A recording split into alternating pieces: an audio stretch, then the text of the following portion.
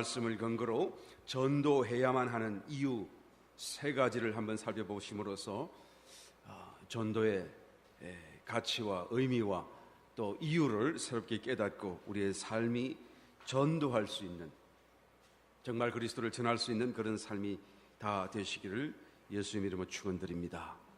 여러분, 전도라는 말을 우리가 들을 때마다 우리의 마음속에 드는 생각은 해야죠, 마땅히 해야죠 하면서도 전도하세요 하면 내심 크게 부담이 되고, 또 어떤 사람은 심지어 저항이 일어나기까지도 하는 것을 우리가 솔직한 심정으로 고백할 것입니다.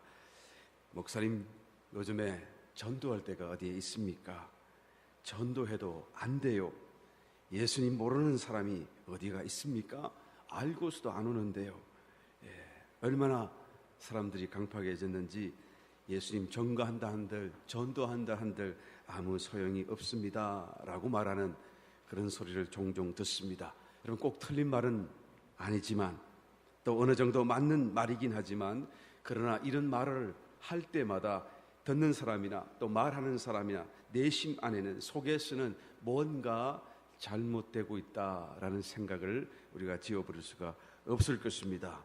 전도하지 못하는 이유는 환경이 아니요, 사람이 아니요, 가장 큰 이유는 바로 다른 모든 곳에 있지 아니하고 내 자신에게 있다라는 것을 은연중에 느끼기 때문인 줄 믿습니다. 예레미야 선지자, 눈물의 선지자는 하나님 말씀을 전할 때마다 조롱과 모욕과 비난을 받고 공격을 받고, 그렇죠. 하나님 말씀을 통하여 회개하라, 하나님 심판하신다, 그 나라가 망한다라고 말하니 사람들이 듣기에 좋아할 리가 있나요? 그러니까 그를 공격하고 비난하고 조사하고 종일토록 그를 못 살게 구니까 이제는 마음속에 작정하기를, 내가 다시는 여호와를 선포하지 않겠다, 그의 이름으로 내가 말하지 않겠다라고 말하면 내 마음속 중심에서 불타는, 그래서 그냥 골수에 사무쳐서 답답해서 견딜 수가 없더라라고 고백하는 것을 보게 되는 것이죠. 내가 예수의 이름을 증거하지 않고 말씀을 전하지 않고 전도하지 않고서는 내 속에 견딜 수 없다. 불덩어리를 안고 그것이 뼈 속에서 갇혀 있는 것 같아서 내가 견딜 수가 없다라고 고백하는 것처럼, 여러분, 우리가 진정 주님을 알고 그리스도의 복음을 복음으로 받아들였다라고 한다면 우리는 예레미야와 같은 심정이 아닐 수가 없을 것입니다. 사실은 전도하지 못할 때에는 어디에 문제가 있습니까? 나에게 문제가 있습니다. 오늘 저는 봉도회들이 말씀을 한번 살펴보시고 전도해야만 하는 이유 세 가지를 또 한번 통찰해 보심으로 인해서 말씀에 비추어서 내 자신의 현재적인 모습, 내가 무엇이 지금 가리워져 있는 것인가, 잘못되어 있는 것인가, 나의 잘못을 깨닫고 영적인 건강을 회복하여서 이제는 때를 얻든지 못 얻든지 내 삶이 전체로 그리스도를 증거하는 전도자의 삶이 되시기를 예수님 이름으로 다시 한번 축원드립니다. 여러분, 전도를 왜 해야 될까요? 첫 번째, 오늘 봉도하신 말씀을 보니 전도는 하나님 잔치에 사람들을 초청한 일이 되기 때문이다 라고 말씀해 주고 있습니다. 초청하는 사람도 기쁘고요, 초청받는 사람도 기쁠 수밖에 없겠죠. 왜 그렇습니까? 그것은 하나님의 잔치이기 때문에요. 다른 무엇보다도 기쁠 수밖에 없고 기뻐야 하고 영광스러워야 하고 영예로워야 마땅한 일이기 때문이다라는 것입니다. 저는 오바마 대통령을 그렇게 썩 좋아하지는 않습니다만, 그러나 그 대통령이 나를 초청한다고 한다면 나는 아마 기쁠 거예요. 아마 내가 기쁜 것보다 한인회에서 더 기뻐하고 또 한국 우리 신문사에서 더 기뻐할지 모르죠. 한국 목사가 하여튼 어떻게 됐다면서 기사를 내고 야단하겠죠. 여러분, 대통령이 초청한다고 할지라도 우리가 기뻐하게 된다고 한다면, 이제 곧 1, 2년 지나고 나면 또 그 임기를 내려놓고 이제는 평민으로 돌아올 그 아무것도 아닌 한 인간, 사람이 초청하는 그 초청이 기쁘기다고 한다면, 여러분, 정말로 만군의 하나님, 모든 것을 지으시고 주인 되신 하나님이 자신의 잔치에 초청하는 그 초청에 우리가 임한다고 하는 것은 얼마나 큰 기쁨이요 영예요 영광이 될 것인가라는 것을 생각해 보지 않을 수 없습니다. 그런데 오늘 봉독하신 말씀 속에 이제 어떤 사람으로 비유된 하나님께서 사람들을 이제는 그의 잔치에 초청하였다라고 말씀해 주고 있습니다. 16절 이하의 말씀을 다시 한번 읽어보게 되면 어떤 사람이 큰 잔치를 배설하고 많은 사람을 청하였더니 어떤 사람은 내가 밭을 샀으니 갈 수 없노라, 나는 소를 샀으니 갈 수 없노라, 나는 장가 들었으니 나는 내 마누라로 인하여 갈 수 없노라 라고 말하며 이 하나님의 초청을 일일이 다 거절하더라라는 것이죠. 이 큰 잔치가 얼마나 좋은 것인지를 모른다는 것이죠. 얼마나 중요한 것인가를 모른다는 것이죠. 그들의 마음속에는 밭보다도 소보다도 장가든 그런 일보다도 별로 더 나은 것이 없을 것이다 라고 그 가치를 절대로 느끼지 못한다라고 말하고 있는 것입니다. 여러분, 하나님의 초청을 받는에도 불구하고 그 초청이 얼마나 크고 또 중요하고 굉장한 것인가를 깨닫지 못하는 그 사람들이나 또 그 사실을 알면서도 전하지 못한다고 한다면 전하지 못하는 사람들이 그것에 대한 깨달음과 느낌과 감각이라는 것은 같은 것이다 라고 말할 수밖에 없을 것입니다. 내 마음속에는 하나님의 이 잔치, 곧 우리가 이르게 될 하나님의 나라에 대한 기대와 설레임이 과연 나에게는 있는가 라는 것을 우리는 다시 되물어봐야 되지 않을 수가 없다는 것이죠. 내가 전도하지 못한다고 한다면 내 속에 불타는 열정이 없기 때문인데 왜 불타는 열정이 없습니까? 왜 그와 같은 어떤 소망이 없습니까? 스스로가 하나님의 잔치가 또 이 일이 크고 좋은 것이다라는 것을 보지 못하고 있기 때문이다. 왜 못 봅니까? 밭이 귀하고요, 소가 귀하고요, 장가드는 일이 나에게 더 소중하고 기쁘고 좋기 때문에 세상의 일들로 인하여 내 마음이 가려져 있고 눈이 가려워져 있다는 것을 오늘 성경은 말씀해 주고 있는 것입니다.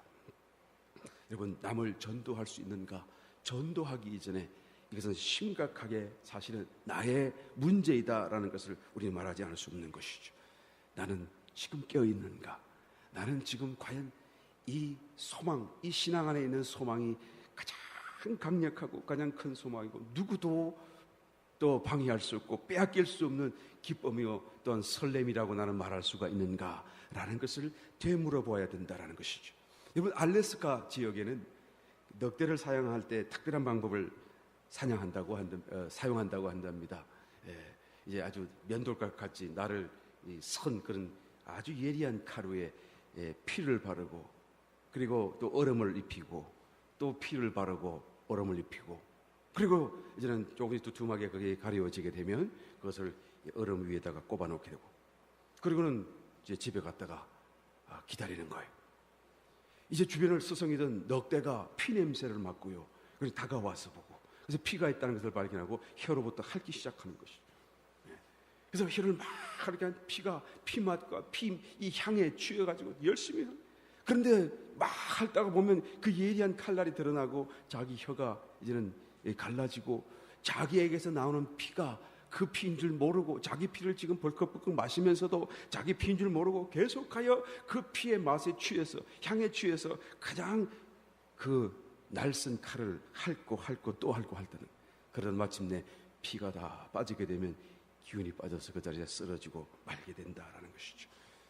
여러분, 우리가 세상 향에 취해서 우리의 감각이 둔해지고 우리가 지금 무엇을 하고 있는지를 우리가 깨닫지 못한다고 한다면 마치 이와 같은 형편에 처한 늑대의 사정이 아닐 수가 없을 것입니다. 여러분, 나는 감출 수 없는 도무지 답답하여 견딜 수 없는 불타는 어떤 열정이 내 속에 있는가? 소원이 있는가? 마음이 있는가? 영혼에 대한 사랑과 마음이 있는가라는 것을 우리는 다시 한번 되돌아봐야 될 것입니다.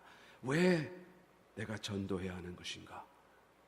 다시 한 번 더 이 전도는 하나님의 잔치에 초청하는 일이고 우리가 함께 참여하는 가장 기쁘고 영예로운 일이 되기 때문이다라는 것을 우리가 깨달을 수만 있다고 한다면 우리는 전도하는 삶을 살아가게 될 줄 믿습니다. 두 번째로 왜 전도를 해야 되는 것입니까? 내가 아니면 전도받지 못할 사람이 있을 수 있기 때문이다라는 것이죠. 오늘 봉독하신 말씀 21절 말씀으로 돌아가 봅니다. 종이 돌아와 주인에게 그대로 고하니 이에 집 주인이 노하여 그 종에게 이르되 빨리 시내의 거리와 골목으로 나가서 가난한 자들과 병신들과, 죄송합니다, 욕한 것 같으네, 성경에 그렇게 적혀 있습니다. 나는 읽었을 뿐이 병신이라는 말이 왜 욕이 됐는지 모르겠네요. 병든다는 말이고 신은 몸이라는 건데, 병든 몸이라는 말인데 좋은 말인데 말이에요. 왜 욕이 됐는지 모르겠네요. 하여튼 병신들과 소경들과 저는 자들을 데려오라라고 말씀하는 거예요. 여러분, 주인께서는 분노하셨어요. 그리고는 종들에게 말씀하기를 지금 당장 빨리 퀵 시내로 가서 거리와 골목 가운데 있는 가난한 자, 병신들, 소경들, 저런 자들을 다 데리고 와서 내 집을 채우라라고 말하는 거예요. 여러분, 이 시내, 더 시티라고 하는 것이 어디입니까? 내가 사는 동네죠. 내가 말씀을 전할 수 있는 동네죠. 내 주변에 어떤 그런 내가 리치할 수 있는 거리를 말하고 있는, 그래서 우리는 말할 수밖에 없을 것입니다. 그러므로 내가 사는 주변에 내 이웃에 내 삶의 현장과 형편 속에 가난한 자가 있고 병신이 있고 소경이 있고 전환자가 있다고 말. 여러분, 육신적으로 그렇게 아니 할지라도 육신적으로 건강할지 모르겠지만 영적으로 보게 되면 주변에 얼마나 많은 사람들이 가난하고 얼마나 절름발이 같은 삶을 살고 있고 보지 못하는 소경들의 삶을 살고 있는가, 우리는 말할 수밖에 없을 것입니다. 아마 그들은 내가 그리스도를 전하지 아니하게 되면 아무에게서도 전도받지 못할 그런 운명 속에 갇혀 있는지도 모르는 것이라는 것이죠. 내가 그리스도를 말하지 아니하면 그들은 일평생토록 누구에게도 전도받지 못할 그런 형편 속에 있을 수도 있다라는 거예요. 만약 내가 낙원에 있고 죽은 뒤에 나를 알아보는 어떤 사람들이 저 불타는 지옥 구덩이 속에서 고통 가운데 소리치다가 나와 눈이 마주쳤다라는 것을 나는 종종 상상해 봅니다. 그들은 소리치고 말하지 않을지라도 그 눈동자는 어떤 말을 할까요? 왜 나에게 말하지 않았어? 왜 나에게 그리스도를 전해주지 않았어? 왜 나에게 믿기만 하면 된다고 말하면 될 것을 왜 말해주지 않았냐라고 그들은 울부짖듯 소리치지 않겠는가라는 것이죠. 나는 이것을 상상할 때마다 사실은 소름이 끼쳐요. 얼마나 참으로 사람들을 만나고 사람들을 대하는 것이 마음에 부담이 되는지 모르는 것입니다. 제가 아는 어떤 한 분은 대구 지역 지방의 검사장이 되었던 분이 한 분 있어요. 여의도 교회 장로님이신데 이제 여의도 서울에 계시다가 발령을 받아 대구 지방으로 내려오셔서 제가 섬기던 교회에 잠깐 이렇게 계시게 된 때가 있었는데요. 이분은 아내를 또 얼마나 사랑하는지 말이죠. 자기 아내가 갑자기 불치병으로 죽게 되었어요. 암이 걸렸어요. 그래서 하나님 앞에 기도합니다. 하나님이 살아계시다고 한다면 내 아내 좀 살려주세요. 내가 그러면 주님을 더 잘 믿고 주님을 정할 거예요. 그런데 기적적으로 그 아내가 암에서 구원을 받았어요. 아멘.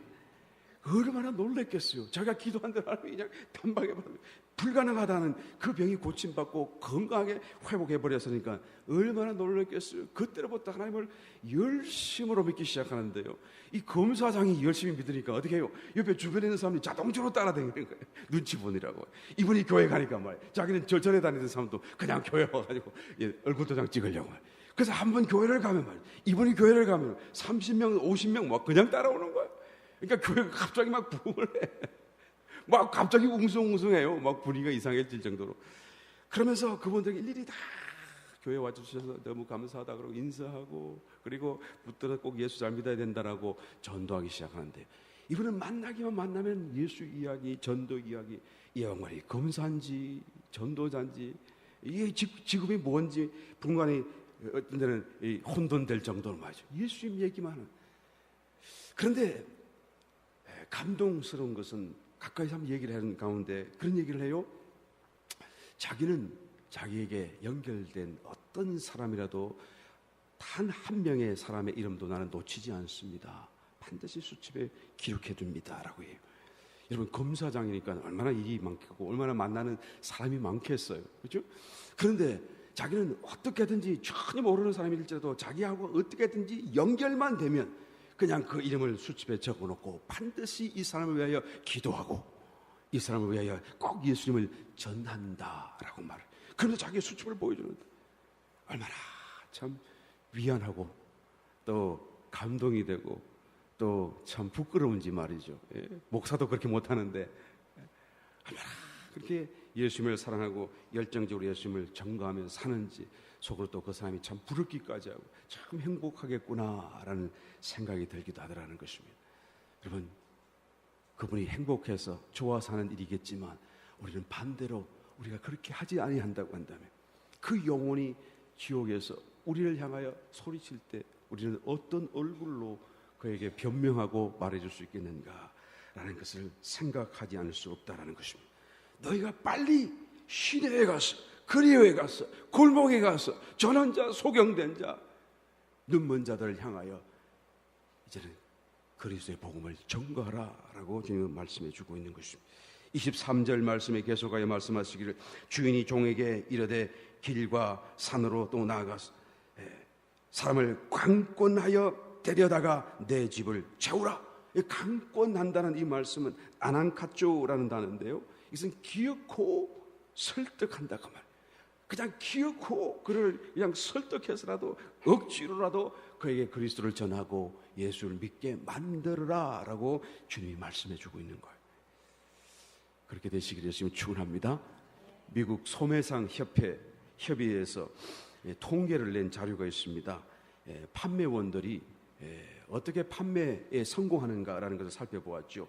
그 판매하는 사람 판매원들의 48%는 전화 한번 해보고 안 사겠다고 그러면 네 알겠습니다 하고 전화를 딸깍 끊어버리고 다시 전화하지 않는데요. 그런데 25%는 두 번 전화를 한대요. 그래도 한 번 더 전화를 한다는 것이. 그리고 두 번째 안 돼요 그러면 딸깍하고 포기를 한다는 것이. 또 15% 사람은 세 번을 전화를 한대요.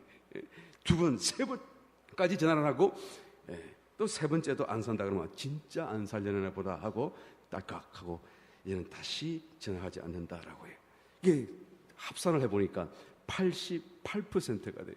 그러니까 88% 사람들이 세 번, 맥시멈 세 번까지 전화해보고 한번 권유해보고 안 산다 그러면 그냥 포기를 해버린다라는 것이죠. 그러면 몇 퍼센트 남았습니까? 12%. 몇 퍼센트요? 12%. 계산이 복잡하죠? 100%에서 88%를 빼면은 12%가 남았어요. 근데 이 12%는 끈질기게 전화를 하는 거예요. 그냥 질리도록 살 때까지 포기하지 않고. 그래서 결국 판매, 아이고 그냥 귀찮아서라도 사고 마는 그런 아주 끈질기게 장사하는 사람이 나머지 12%래요. 그런데 숫자는 적지만 사실 미국 내에서 소매되어지는 소매량의 80% 이상이 바로 이 12%의 사람들 때문에 판매가 되고 있다라고 통계 자료가 냈어요. 왜 아침부터 이 장사 얘기를 하는가 이런 생각할지 모르겠습니다만, 물건 하나 파는데도 생명 걸고 판다고 한다면 우리가 영생을 위해서는, 영원한 생명을 위해서는 어떻게 해야 되죠? 생명을 걸고 정말로 끈질기게 불독처럼 물고 놓지 않는 그런 심정으로 강권하여 주님의 명령에 순종하여 주님의 집을 채워나가는 전도자가 되어야 될 것입니다. 아멘. 세 번째 마지막으로 우리가 왜 전도해야 됩니까? 심각한 문제죠. 하나님의 심판이 있기 때문에. 24절 마지막 절 봉독해 보겠습니다. 내가 너에게 말하노니 전에 청하였던 그 사람은 하나도 내 잔치를 맛보지 못하리라 하였다 하시니라. 여러분, 심판이 있기 때문에요. 주님이 우리가 어떻게 하느냐에 따라서, 우리가 전도하느냐 하지 못하느냐에 따라서 하나님이 심판하시는 거죠. 전도 받았어도 보지 않는 사람도 심판받겠지만, 또 전도 받았음에도 불구하고 불신자가 되어 주님을 믿지 않는 사람도 심판받겠지만, 전도하여 주님 믿는 사람도 심판이 있다고 말씀하고 있는 거예요. 구원 받았음에도 불구하고 전도하는 그런 마음 속에, 믿음과 신앙 속에 정말로 불붙는 심령으로 살지 못하는 신자들조차도 심판이 있기 때문이다라고 말하는 거예요. 여러분, 불신자에 받을 심판은 끔찍스럽죠. 더 끔찍스러운 것은 no more chance, 더 이상 두 번의 찬스가 없다는 것은 정말로 끔찍스러운 사건이라는 것을 말할 수밖에 없습니다. 두 번 말하기도 쉽지 않은 사건이죠. 그런데 신자라도 받을 심판이 있어요. 무슨 심판입니까? 그리스도의 심판 대 심판이 남아있는 것입니다.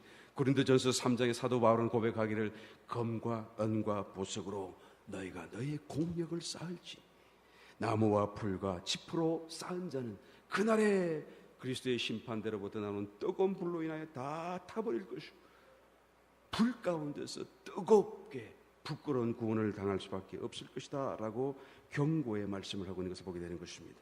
여러분, 무엇이 금과 은과 보석인 것입니까? 내 속에 내주하시는 그리스도를 나로 인하여 내 삶 속에 사랑하셨을 때, 내 속에 계신 그리스도로 인하여 내가 어떤 기쁨을 갖고 그 기쁨을 전달한다고 한다면 그것이 바로 금이요 은이요 보석이 되어집니다. 내 속에 계신 그리스도로 인하여 내 마음이 감동되어지고 그 감동을 인하여 어떠한 행위로 순종하든지 순종하는 행위가 있다고 한다면 그것이 손 내밀어 따뜻하게 악수해 주는 것이 그냥 얼굴 표정으로 그냥 미소 짓는 일일지라도 그것이 바로 내 자신에게 있어서는 금이요 은이요 보석이 되어지는 주님이 되어지는 것입니다.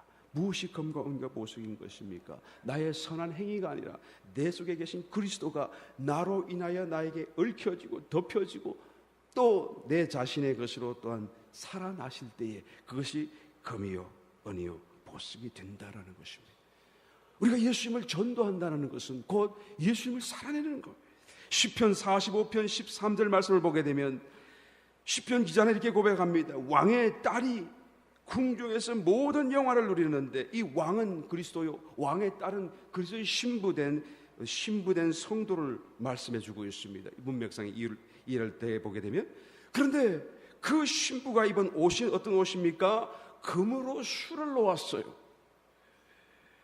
성도의 옷은 세마포 흰 옷인데 그 세마포 흰 옷 위에 금으로 술을 놓았다 그 말이에요. 그 수로운 옷이 있기 때문에 왕께로 나아갈 수 있는 거예요. 우리는 구원받았을 때 다 같이 세마포 옷을 입잖아요. 그런데 수놓은 옷을 입는 사람은 그리스도를 살아내는 사람만이 술을 놓게 되는 것입니다. 왜요? 여러분, 흰색 바탕 천에 세마포 옷에 여러분 술을 놓는다는 것은 덜실, 날실, 덜실, 날실 해서 그죠? 예, 그것을 입히는 거잖아요. 얽히게 하는 것이잖아요.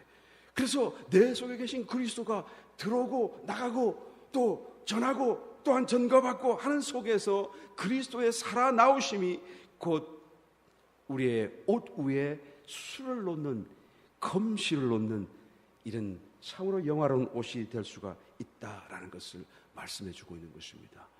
여러분, 세마포 옷으로 만족하지 마세요. 구원받은 것으로 수납하지 마세요.